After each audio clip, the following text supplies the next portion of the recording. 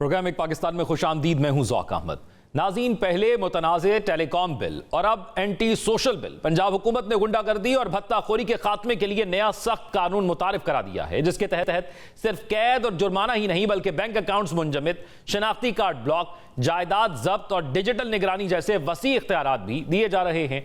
पुराने गुंडा एक्ट 1959 की जगह Punjab control of habitual offenders and anti social habituals bill 2026 लाया गया है। यह बिल कमेटी से मंजूर हो चुका है और अब सिर्फ पंजाब असम्बली की मंजूरी का मुंतजर है।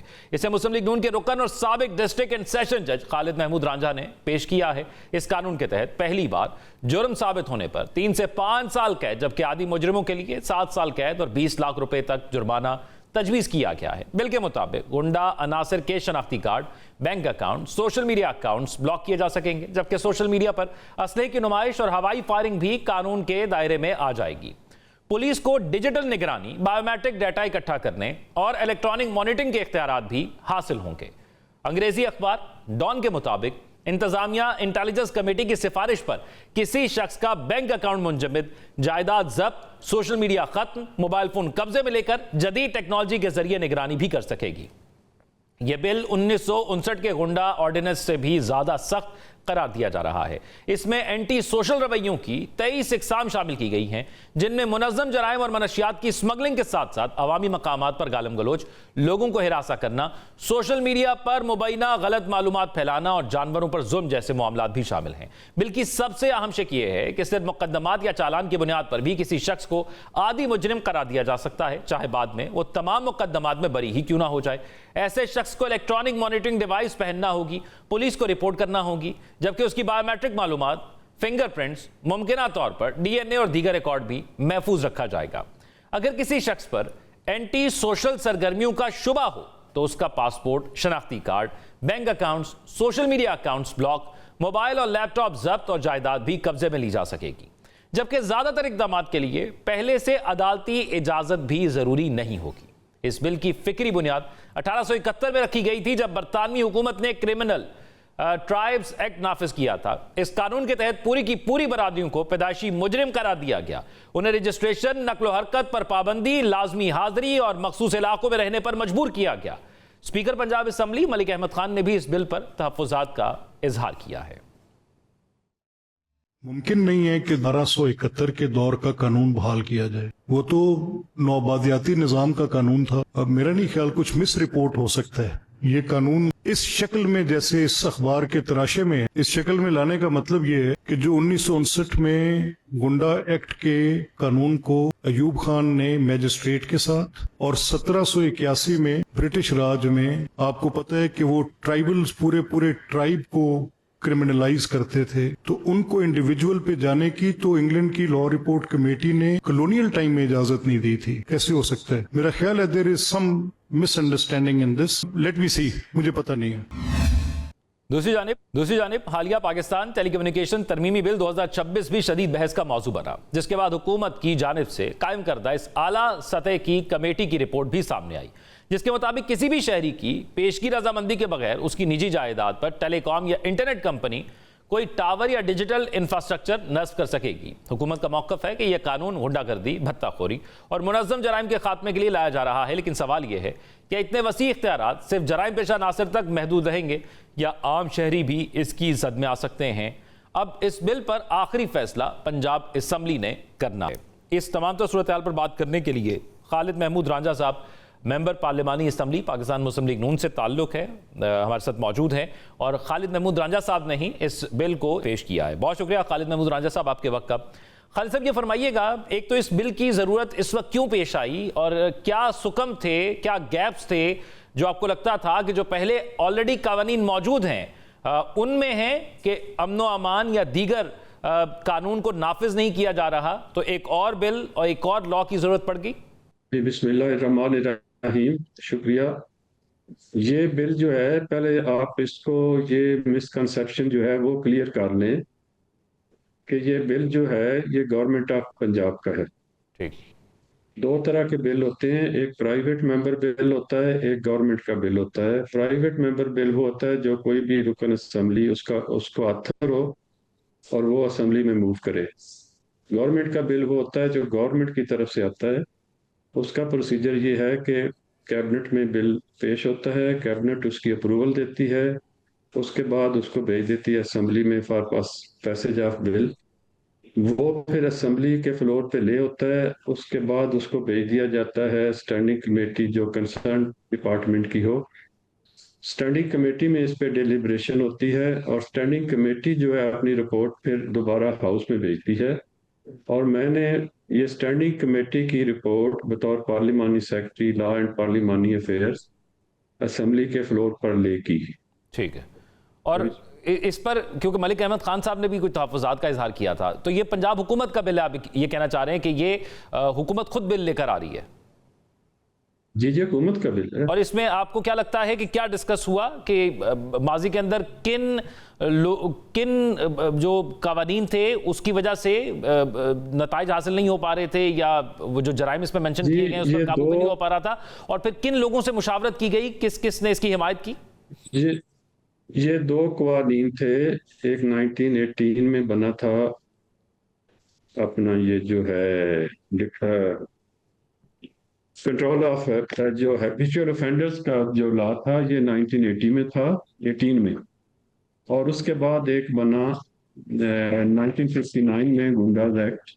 ये दोनों का कवानीन चल रहे थे, लेकिन ये मौजूदा जो हैं हालात, उन चूंकि सोशल मीडिया और इलेक्ट्रॉनिक मीडिया और ये सारा आ गया है आईटी से, तो वो मौजूदा दौर के जो तकाजे थे उनको पूरा नहीं कर रहा था।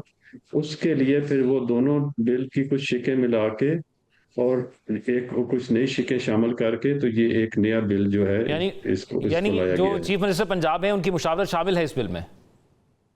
जी जी, ये चीफ मिनिस्टर पंजाब की अप्रूवल, कैबिनेट की अप्रूवल से आया है, और चीफ मिनिस्टर पंजाब कैबिनेट को हेड करती हैं। और आप क्या समझते हैं, आप क्योंकि खुद जज रहे हैं, इस बिल के अगर शिकों पर बात की जाए तो कहा जा रहा है कि सिर्फ जो मुकदमात हैं या चालान की बुनियाद पर किसी को आदि मुजरिम करार दिया जा सकता है। आपको लगता है कि अब किसी पर मुलजिम का इल्जाम ना भी लगा हो फिर भी उसको आदि मुजरिम करार दे दिया जाए शक की बुनियाद पर? नहीं, ये ऐसा नहीं है, ये इसको मिसकंस्ट्रक्ट किया जा रहा है। इनफैक्ट ये है कि ये डीआईसी है, डिस्ट्रिक्ट कमेटी इंटेलिजेंस कमेटी, उसको अगर कोई रिपोर्ट आती है जी कि कोई बंदा जो है वो पब्लिक सिक्योरिटी या पब्लिक जो है अपना लाइफ को डिस्टर्ब कर रहा है, तो वो उसको नोटिस दे के बुलाएगी, उसको बकायदा हेयर करेगी, और हेयरिंग के बाद वो अपनी रिकमेंडेशन जो हैं थ्रू डीपीओ मजिस्ट्रेट के पास भेजेंगी। मजिस्ट्रेट साहब फिर उसको बुलाएंगे, कंसर्न पर्सन को, उसको सुनेंगे, कोर्ट में सुनेंगे, और उसके बाद या तो वो जो है डिस्ट्रिक्ट कमेटी उसकी रिपोर्ट को रिजेक्ट कर देंगे, या फिर उससे एग्री करके उसको हैबिचुअल ऑफेंडर डिक्लेयर कर देंगे। एक तो इसका ये है, और मजिस्ट्रेट साहब के फैसले के खिलाफ अपील का राइट दिया गया है डिस्ट्रिक्ट एंड सेशन जज के पास। तो ये नहीं है कि कोई इसको एग्जेक्टिव की अथॉरिटी है, ये कोर्ट इसको डिक्लेयर और करेगी। उसका खालिद रंजन साहब ट्रायल कहां पर होगा, उसको डिफेंस का कहां पर राइट मिलेगा?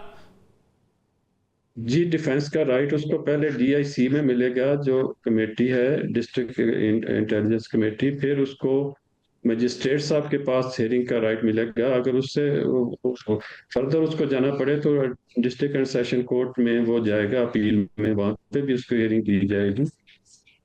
और क्या ये डीआईसी एक पैरेलल कोर्ट के तौर पर काम करेगी? जी, डीआईसी एक पैरेलल कोर्ट के तौर पर काम करेगी? कौन जी? जो आप कह रहे हैं कि जिस कमेटी के अंदर जहां पर आकर ये पेश होगा, जहां पर वो डिस्ट्रिक्ट कमेटी की कमेटी पैरेलल होगी। कोर्ट नहीं है, नहीं नहीं नहीं नहीं नहीं नहीं, वो पैरेलल कोर्ट नहीं होगी। वो कमेटी तो सिर्फ जो कंप्लेंट आएगी उसको सुनेगी, और जो कंसर्न पर्सन है जिसके खिलाफ कंप्लेंट आई उसको भी सुन के वो अपनी रिकमेंडेशन देगी कि इसको डिक्लेयर किया जाए या ना किया जाए। अगर वो कहती है कि इसको अपना हैबिचुअल ऑफेंडर डिक्लेयर करना है, तो वो मजिस्ट्रेट के पास भेजेगी, मजिस्ट्रेट उस पर डिसीजन देगा। कमेटी पैरेलल कोर्ट के तौर पे काम नहीं करेगी, मजिस्ट्रेट फैसला करेगा। अच्छा खालिद रंजन साहब, जरा एक और चीज भी क्लियर कर लेते हैं कि क्योंकि बहुत से इदारे ऑलरेडी काम कर रहे हैं क्राइम्स के खिलाफ। मैं एक सवाल ऐड कर देता हूं, वो भी आप उस पर भी जवाब दे और भी दीजिएगा, है। ऐड कर दीजिएगा कि ये तो है ना, जो कमेटी रेफर करेगी मजिस्ट्रेट साहब के पास। दूसरा जो है, जो भी अग्रीव पर्सन है उसको एक अलहदा फोरम दिया गया है अपील का। वो कमेटी के फैसले के खिलाफ पहली रिप्रेजेंटेशन कर सकता है डिवीजनल कमेटी के पास। वहां से आगे प्रोविंशियल कमेटी है उसके पास भी कर सकता है। फिर उसके ऊपर एक एपीलेट कमेटी बनाई गई है, उसके पास जा सकता है। उससे ऊपर फिर एक ट्राइब्यूनल है जिसको रिटायर्ड डिस्ट्रिक्ट एंड सेशन जज हेड करेगा, 3 मेंबर्स ट्राइब्यूनल है। और अगर वो सारे टीयर्स क्रॉस करता है तो फिर फाइनली उसके पास जाएगा, ट्राइब्यूनल के पास।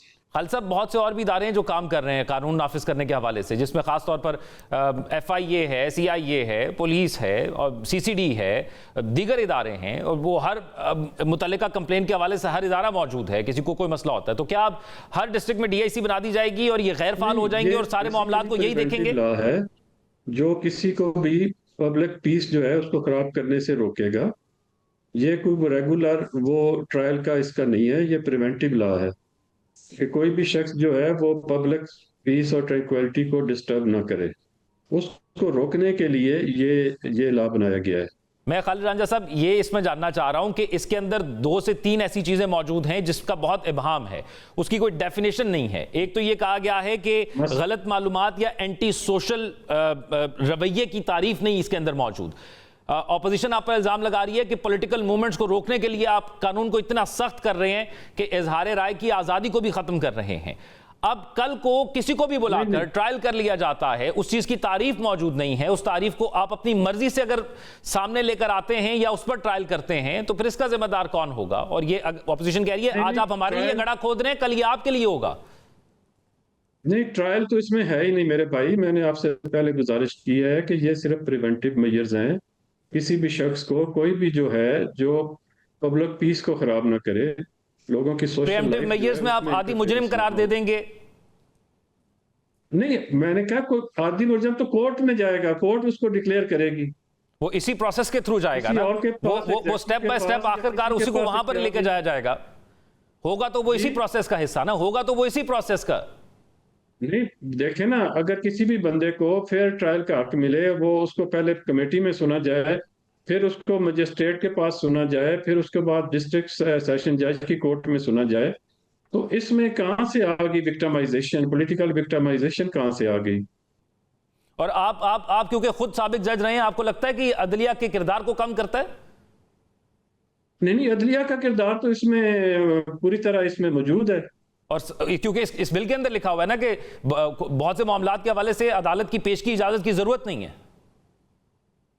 नहीं, अदालत में तो जाना है मेरे भाई। ये इसमें कोई भी बंदा कंप्लेंट कर सकता है, SHO रिपोर्ट कर सकता है, असिस्टेंट कमिश्नर कोई रिपोर्ट कर सकता है किसी बंदे के बारे में कि जी ये जो है, ये इसका जो एक्ट है वो पब्लिक पीस और ट्रैंक्विलिटी को के लिए खतरनाक है, तो DIC में उसको बुलाया जाएगा, उसको वहां पे सुना जाएगा। और पब्लिक पीस की डेफिनेशन क्या है वैसे?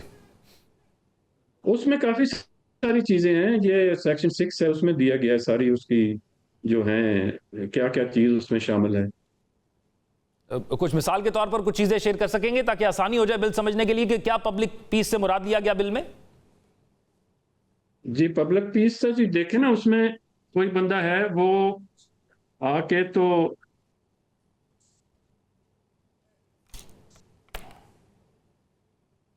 ये सेक्शन 6 देखे ना, एंटी सोशल बिहेवियर में क्या क्या चीज है।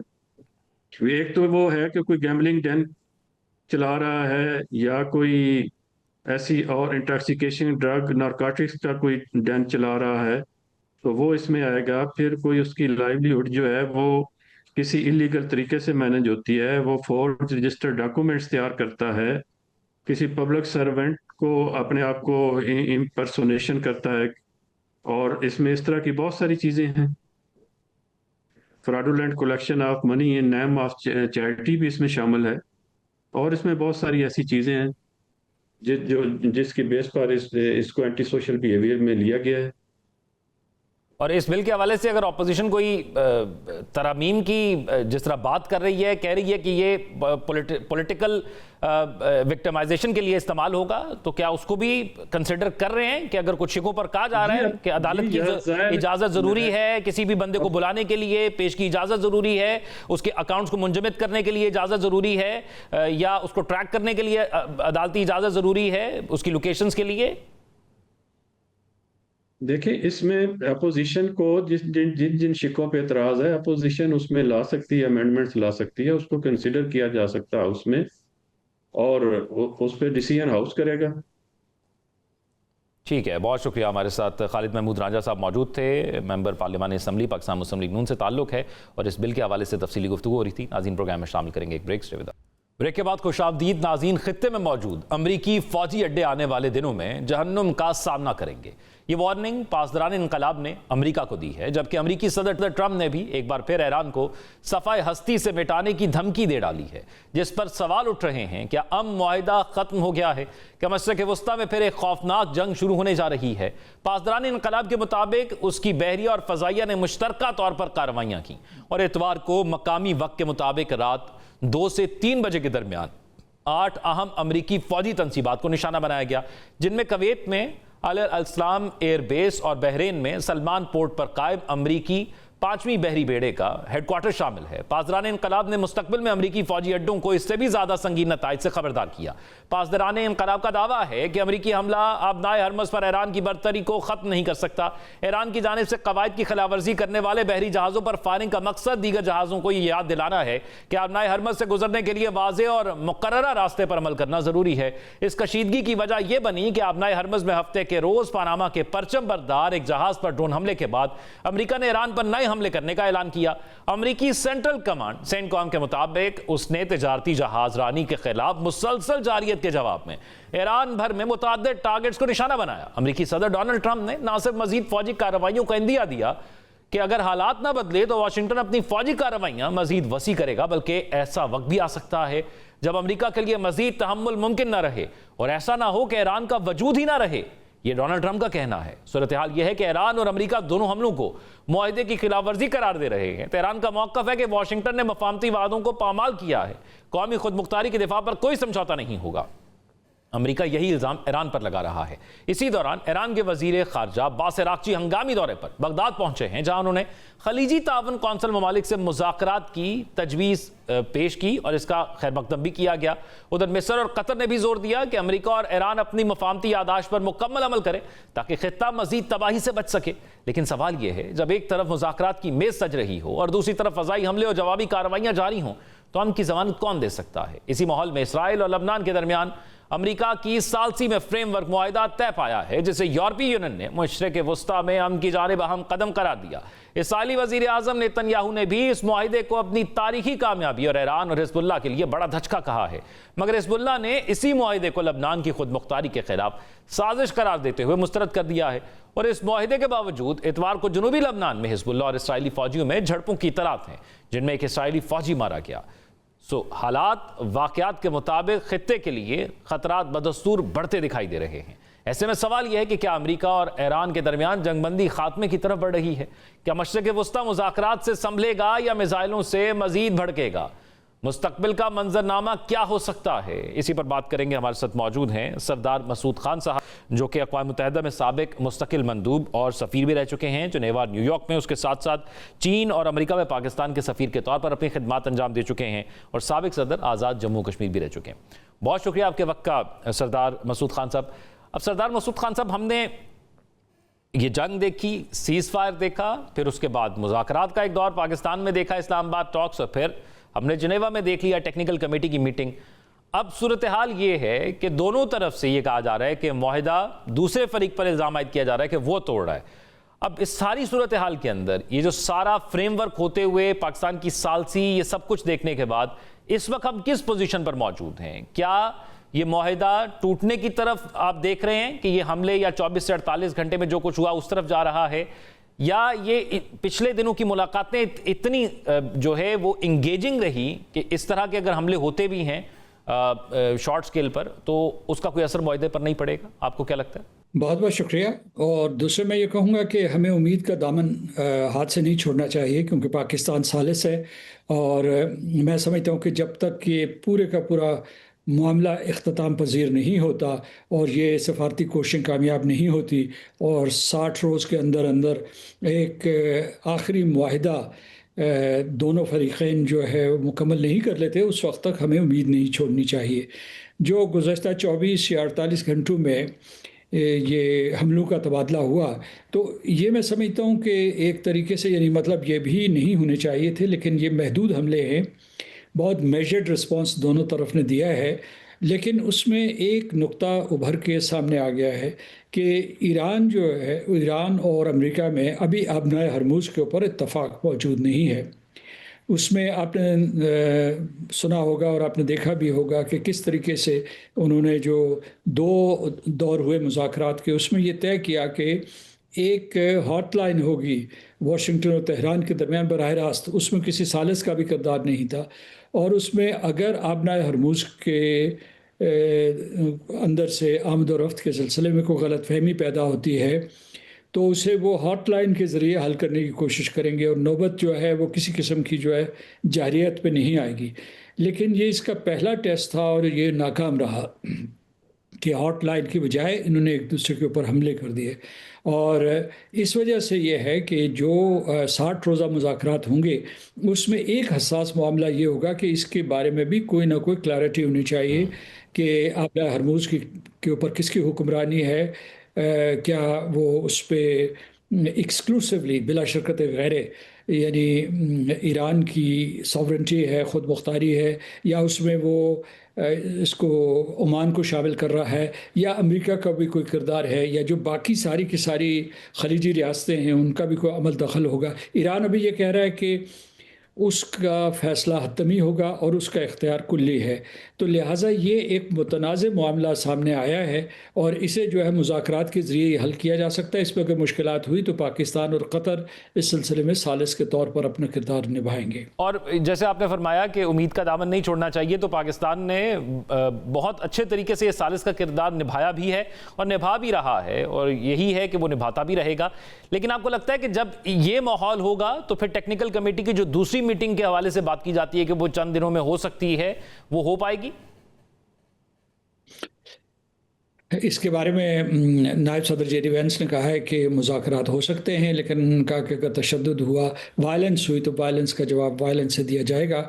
यानी ये जो बयान का आखिरी हिस्सा है वो कोई इतना हौसला अफजा नहीं है, लेकिन मैं समझता हूँ कि इस तसादम के बावजूद इनमें मुज़ाकरात के इम्कानात मौजूद हैं।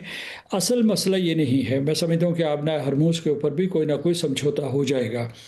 दूसरे मामलात जो है उलझे हुए, मिसाल के तौर पर जो $12 बिलियन अमेरिका ने या जितना भी है जुमन जुमन से ईरान के हवाले करने हैं, उसमें मुतज़ाद बयानात आ रहे हैं। वो अमेरिका कह रहा है कि वो सारी चीज़ें अमेरिका से ख़रीदेगा, ईरानी ये कह रहे हैं कि वो इसके पाबंद नहीं है। अगर अमेरिकन प्रोडक्ट्स जो भी हैं वो कम्पेटिटिव हुए तो वो उन्हें ख़रीदने के लिए तैयार हैं। दूसरी तरफ मैं ये कहूँगा कि जो सबसे बड़ा मुहीब और ख़तरनाक साया मंडला रहा है इन मुज़ाकराती अमल पे, वो लबनान की सूरत हाल है और इसराइल का पोस्चर और रवैया है, क्योंकि उसने कसम खाई है, उसके कायदीन ने, उसकी काबीना ने, उसके अपोजिशन ने, कि वो लबनान की सरजमीन को नहीं छोड़ेंगे, मकबूजा सरजमीन को नहीं छोड़ेंगे, और फिर जो है वो अपना ग्रेटर इसराइल का मंसूबा उसे पाया तकमील तक पहुँचाते रहेंगे। उसमें जो है आप उनकी गज़ा में कार्रवाइयाँ देख लीजिए, मकबूजा फ़लस्तीन में देख लीजिए, शाम दुरूस इलाक़ा जो है, जो शाम के नीचे की तरफ इलाक़ा है, कुछ ख़बरें इस किस्म की आ रही हैं कि शाम अपनी फ़ौजें मुतहर्रिक कर रहा है ताकि वो हिज़्बुल्लाह से निमट सके, और इस सिलसिले में उसे अमेरिका की हौसला अफजाई भी शामिल है।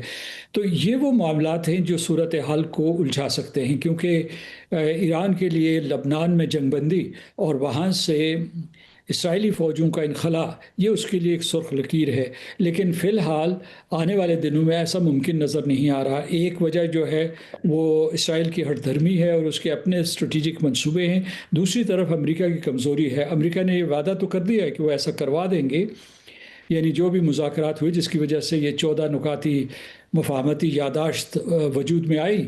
लेकिन अगर हम मारूजी तौर पर देखें तो वहाँ बहुत इसराइल का असर रसूख है अमेरिका के अंदर, और अमेरिका मैं समझता हूँ कि बशमूल सदर ट्रंप इसराइल के ऊपर हावी होने की पोजीशन में नहीं है। अगरचे वहाँ जो है अवामी सतह पे बहुत शदीद रद्द-ए-अमल हुआ है, और रिपब्लिकन्स में भी बहुत शदीद रद्द-ए-अमल हुआ है कि इसराइल जैसा छोटा मुल्क क्यों अमेरिका को घसीट के बार बार जो है इन जंगों में ले जाता है जिसका अमेरिका को कोई फ़ायदा नहीं है। बहुत शुक्रिया।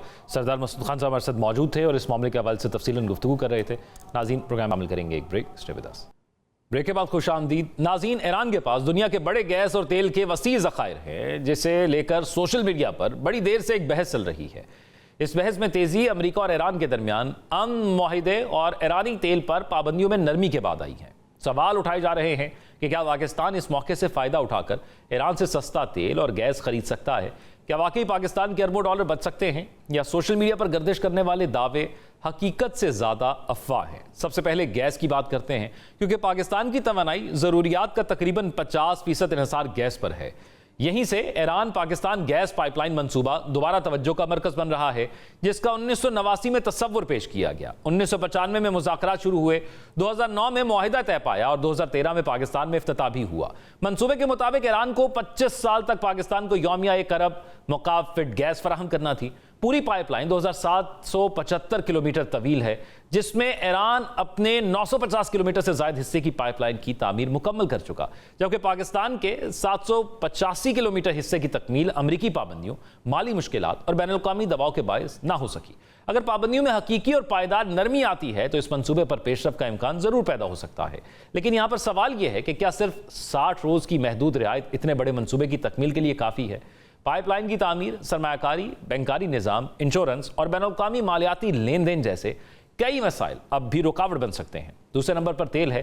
पाकिस्तान में सालाना तकरीबन 70 लाख टन पेट्रोल और डीजल इस्तेमाल होता है। पाकिस्तानी रिफाइनरियां मजमूई तौर पर तकरीबन 90 लाख टन खाम तेल प्रोसेस करती हैं, और इसी से petrol, diesel, LPG, furnace oil और दीगर मसनूआत तैयार होती हैं। इस वक्त पाकिस्तान ज़्यादातर खाम तेल सऊदी अरब, मुत्तहिदा अरब अमारात और जुज़वी तौर पर अमरीका से खरीदता है। जबकि एक और हकीकत यह भी है कि बरसों से बलूचिस्तान के रास्ते ईरानी पेट्रोल और डीजल की स्मगलिंग होती रही है। अंदाजों के मुताबिक रोजाना तकरीबन 1 करोड़ लीटर ईरानी ईंधन गैर कानूनी तौर पर पाकिस्तान पहुंचता है। अगर मुस्तकबिल में तिजारत कानूनी शक्ल इख्तियार करती है तो बाज़ माहिरीन के मुताबिक हुकूमत को सालाना 300 अरब रुपए से ज़ायद इजाफी रेवेन्यू हासिल हो सकता है। यहाँ सवाल यह पैदा होता है कि फिर ईरान से खाम तेल क्यों नहीं लिया जा सकता? इस वक्त जब अमरीकी पाबंदियां नहीं, अवाम महंगे पेट्रोल से तंग है, क्या हुकूमत ईरान से तेल ले सकती है या नहीं? कुछ लोग इसकी राह में पाकिस्तानी रिफाइनरियों की महदूद सलाहियत को रुकावट करार देते हैं, जबकि कुछ दोस्त ममालिक की नाराज़गी को वजह बताते हैं। तो सवाल यही है कि क्या पाबंदियां रिफाइनरियों की तकनीकी सलाहियत, सरमायाकारी, आलमी सिफारती दबाव और मालियाती निज़ाम ही असल रुकावट है, या इसकी वजह कुछ और है? और क्या गैस पाइपलाइन मंसूबा भी इन्हीं रुकावटों का सामना कर रहा है, या अब वो दूर हो गए हैं ये रुकावटें? अब इस तमाम तर सूरत हाल पर बात करने के लिए हमारे साथ मौजूद हैं CEO रिफाइनरी आदिल खटक साहब। बहुत शुक्रिया आदिल खटक साहब आपके वक्त का। आदिल खटक साहब, एक तो ईरान पर जो पाबंदियां थी जिसकी वजह से पाकिस्तान गैस और ऑयल दोनों ही नहीं ले सकता था, लेकिन जब से ये अमन की बात हुई, मुज़ाकरात की बात हुई, पाकिस्तान के सालसी के किरदार को दुनिया ने देखा, तो ये उम्मीद लोगों के अंदर जाग गई कि हम अपने पड़ोसी मुल्क से गैस और पेट्रोल खरीद सकते हैं। फिर पाकिस्तान के वफाकी वजीर पेट्रोलियम अली परवेज़ मलिक साहब की भी एक स्टेटमेंट सामने आई, जिसमें उन्होंने कहा कि ईरान से सस्ता तेल और गैस खरीदने पर गौर कर रहे हैं। तो सर, इसकी कितनी पॉसिबिलिटी है, या कितनी मिकदार में हम ईरान से तेल और गैस खरीद सकते हैं? देखिए जी, पॉसिबिलिटीज तो ज़रूर हैं। आपको इल्म होगा कि बहुत अरसा पहले, बल्कि जहाँ तक मुझे याद है 2013 में मैं ख़ुद उसमें शामिल था, जब पाक ईरान गैस का इफ्तिताह हुआ था, ग्राउंड ब्रेकिंग सेरेमनी हुई थी, तो मैं ख़ुद उस सेरेमनी में मौजूद था। और उसके फ़ौरी बाद बदकिस्मती से US के सैंक्शंस लग गए थे ईरान के ऊपर। उसके बाद ईरानीज़ ने तो तकरीबन बॉर्डर के नज़दीक तक पाइपलाइन पहुंचा दी थी, लेकिन पाकिस्तान के अंदर जो काम पाकिस्तान ने करना था वो फिर उस वजह से रुक गया। तो ये पॉसिबिलिटी तो ज़रूर है गैस की। जहाँ तक ऑयल की बात है, उसमें थोड़े मसले मसाइल हैं। एक तो ये है कि जो जहाँ तक फिनिश प्रोडक्ट्स का ताल्लुक है, मसलन डीजल या पेट्रोल हो गया, तो वो तो ईरान में इस वक्त खुद कोई ज्यादा सरप्लस अवेलेबल उनके यहाँ नहीं है। दूसरी बात यह है, पॉसिबिलिटी जो हो सकती थी वो क्रूड ऑयल की हो सकती थी, जो खाम तेल जिसको हम कहते हैं। उसमें मसला यह है कि इस वक्त जो पाकिस्तान की रिफाइनरी जिस हालत में है, वो ईरानी किस्म का क्रूड अगर प्रोसेस करती भी है तो उसमें से ज्यादा बनेगा फर्नेस ऑयल, बहुत हाई परसेंटेज का। और इट सो हैपेंस कि over the last 4-5 years furnace oil की डिमांड ड्रास्टिकली पाकिस्तान में डाउन हो गई है, बल्कि इस वक्त रिफाइनरी जो भी फर्नेस ऑयल बना रही है वो हम लॉस के ऊपर हम उसको एक्सपोर्ट करते हैं। तो पाकिस्तानी रिफाइनरी इस वक्त टेक्नोलॉजिकली इस काबिल है ही नहीं कि ईरान के प्रोसेस को ऑप्टिमली प्रोसेस कर सके जो इकोनॉमिकली फीजिबल हो। ये इशू है उसमें ऑयल की मद में। तो आदिल साहब, अगर गैस वहां से पाकिस्तान ईरान से खरीदता है तो किस हद तक फर्क पड़ सकता है पाकिस्तान में गैस के रेट्स के हवाले से? फिर मैं ऑयल के हवाले से भी कुछ मजीद सवाल करना चाहूंगा, लेकिन पहले स्पेसिफिकली गैस के हवाले से क्या फर्क पड़ सकता है और कितनी वो जो पाइपलाइन बिछी थी कितनी पाकिस्तान ले सकता है ईरान से? देखिए, जो पाइपलाइन का मुआहदा हुआ था ना, तो बड़ा अरसा उसका हो गया। उस पे जो फॉर्मूला रखा गया था उसमें गैस की प्राइस जो थी उसका उसके साथ लिंक था जो इंटरनेशनल ब्रांड की ऑयल की प्राइसेस होती हैं।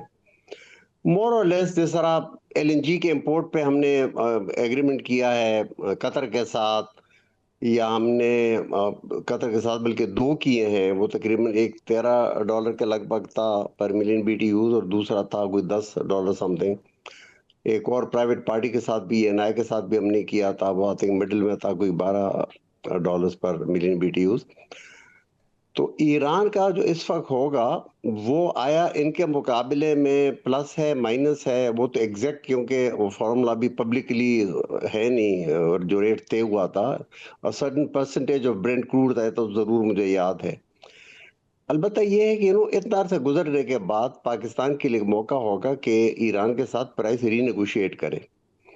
इवन अगर आप समझ ले कि अगर बेसिक प्राइस वही एलएनजी की भी रही तो फिर भी गैस पाइपलाइन में ये जरूर एक एडिशनल फायदा है कि जब आप कतर से एलएनजी इंपोर्ट करते हैं तो वो पहले लिक्विफाई होती है, फिर वो रीगैसिफाई होती है, फिर जो शिपिंग कॉस्ट है, फिर टर्मिनल कॉस्ट है, तो वो काफी ज्यादा फालतू खराजात हो जाते हैं एलएनजी के ऊपर। उसके मुकाबले में अगर पाइपलाइन गैस हो तो उम्मीद है कि वो सस्ती पड़ेगी। अब दुआ आप ये करें कि सैंक्शन हट जाए और ये प्रोजेक्ट रिवाइव हो जाए। और क्या अगर ईरान ने आपने बताया कि बॉर्डर तक अपनी पाइपलाइन बिछा दी थी, क्या पाकिस्तान ने भी पाइपलाइन के हवाले से कोई पेशरफ्त की थी? नहीं, वो तो देखिए वो काम बंद हो गया था ना सारा। मुझे याद है मार्च 2013 में हम गए थे, यहाँ से जरदारी साहब गए थे, उस वक्त जो ईरान के सदर थे अल-नजाद, ऐसा कोई मिलता जुलता नाम था, तो उनका इफ्तिताह हुआ था बड़े धूमधाम के साथ और बड़ी खुशी का मौका था, क्योंकि उससे पहले इफ्तिताह से पहले कोई 10, 12, 15 साल तो ये बहस ये चल रही थी कि जी पाकिस्तान पाइपलाइन तुर्कमेनिस्तान से बिछाएगा अफगानिस्तान के थ्रू या ईरान से बिछाए, या इवन एक प्रपोजल ये भी थी कि कतर से अंडर द सी समंदर में एक पाइपलाइन बिछाई जाए।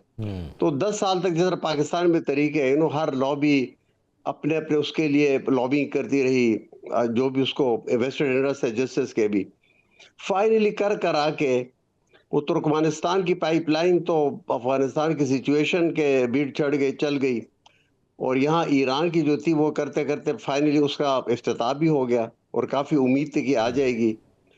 लेकिन जैसे ही इफ्तिताह हुआ उसके मेरे ख्याल में थोड़ी देर से बाद ईरान पे यूएस के सैंक्शंस लग गए, तो वो पाइपलाइन का उधर का उधर ही रह गया। तुर्कमेनिस्तान की पाइपलाइन भी नहीं हुई कि अफगानिस्तान में उस वक्त से लेके अभी तक सिचुएशन बेहतर ही नहीं हुई, और मजबूरन पाकिस्तान को जाना पड़ा एलएनजी के ऊपर।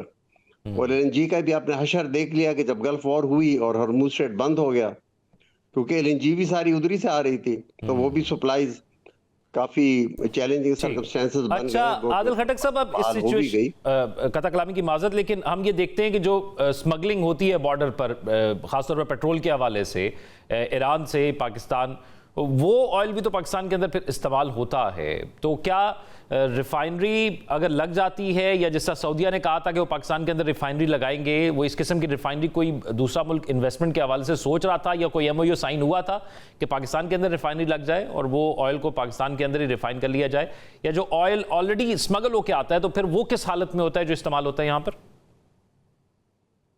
ये आपने बड़ा अच्छा सवाल किया। देखिए जी, स्मगलिंग और legal trade are totally two different things.